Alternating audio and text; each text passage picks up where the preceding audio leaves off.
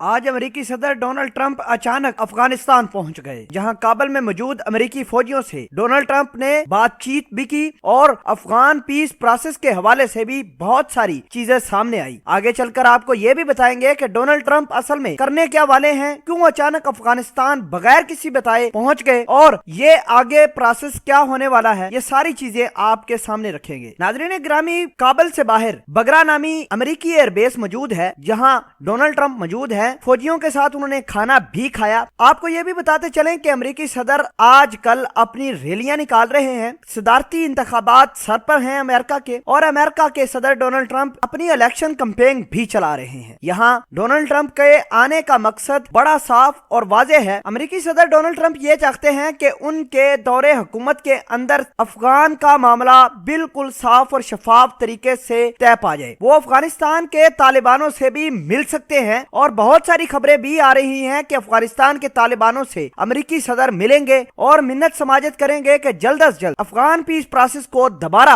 بڑھایا جائے اور ان کے الیکشن سے پہلے افغانستان کا مسئلہ حل ہو جائے۔ ناظرین گرامی، خبریں یہ بھی ہیں کہ ڈونلڈ ٹرمپ نے اچانک دورہ کیا اور اشرف غنی تک کو پتا نہیں تھا کہ ڈونلڈ ٹرمپ موجود ہیں بگرام میں یا نہیں۔ بہرحال ڈونلڈ ٹرمپ کی ہی دعوت پر وہ بگرام ایئر بیس پر پہنچے اور انہوں نے ڈونلڈ ٹرمپ کے ساتھ بات چیت کی۔ بات چیت بڑی کلیئر اور بڑی واضح تھی۔ ڈونلڈ ٹرمپ اپنی فوج کو انکریج کرنے، ان کو حوصلہ دینے کے لیے بھی افغانستان کے اندر پہنچے۔ دوسرے نمبر پر افغانستان کے صدر اشرف غنی کو بھی شورٹی دی گئی ہے کہ آپ کو الیکشن میں کامیاب کروائیں گے اگر آپ افغانستان کا مسئلہ حل کرنے میں امریکہ کی مدد کرتے ہیں۔ آپ کو یہ بھی بتاتے چلیں کہ یہ امریکی صدر ڈونلڈ ٹرمپ کا دوسرا بڑا افغانستان کا دورہ ہے جب سے انہوں نے اپنی صدارتی منصب سنبھالا ہے۔ امریکی صدر ڈونلڈ ٹرمپ نے بڑی چیزیں متنازع بھی کی، لیکن آخر میں کچھ چیزیں ایسی کرنے چاہتے ہیں جس سے ان کو دوبارہ دنیا موقع دے تاکہ وہ دوبارہ امریکہ کے صدر بنے۔ آپ کو یہ بتاتے چلیں کہ امریکی صدر ایک تیر سے